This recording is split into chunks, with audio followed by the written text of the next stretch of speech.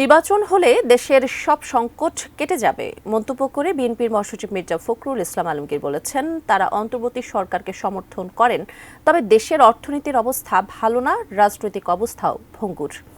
AB পার্টির প্রথম জাতীয় কাউন্সিলে এই কথা বলেন তিনি। এ সময় বিভিন্ন পণ্যে নতুন করে ভ্যাট ট্যাক্স আরোপেরও সমালোচনা করেন বিভিন্ন রাজনৈতিক দলের নেতারা।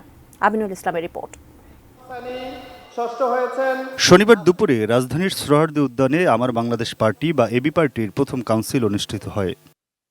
কাউন্সিলে ভোটের মাধ্যমে আগামী ৩ বছরের জন্য দলের চেয়ারম্যান নির্বাচিত হন মুজিবুর রহমান মঞ্জু।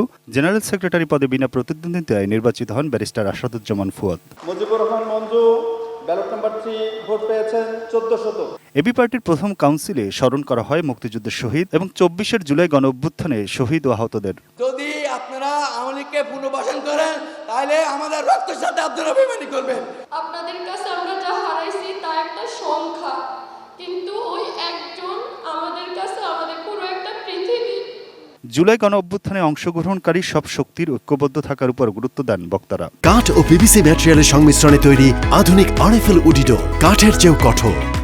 90-এর আকাঙ্ক্ষাকে ধারণ করে 24-এর রক্তের আকাঙ্ক্ষাকে ধারণ করে আমাদের একটি নতুন সংবিধান এই জনমানুষকে উপহার দিতে হবে। একটি দল ক্ষমতা থেকে চলে গিয়েছে, সামনে আরেকটি দল ক্ষমতায় আসলেই সিস্টেমের পরিবর্তন হবে না। সিস্টেমের পরিবর্তন করার জন্য এই অন্তর্বর্তীকালীন সরকারকে কাজ করতে হবে। আমাদের কাছে এই শহীদেরা যে কর্তব্য হাজির করেছেন, সেই কর্তব্য হচ্ছে বাংলাদেশকে একটা গণতান্ত্রিক বাংলাদেশে পরিণত করা। এ সময় শতাধিক পণ্যে নতুন করে ভ্যাট ট্যাক্স আরোপে সরকারের সমালোচনাও করেন তারা। অর্থনীতির বড় বড় সংজ্ঞা বোঝেন, কিন্তু অর্থনীতিতে মানুষের দৈনন্দিন জীবনযাত্রার হিসাব বিকাশ সেটা ভুলে যান। দৈনন্দিন জীবনে মানুষ বড় কষ্টে আছে।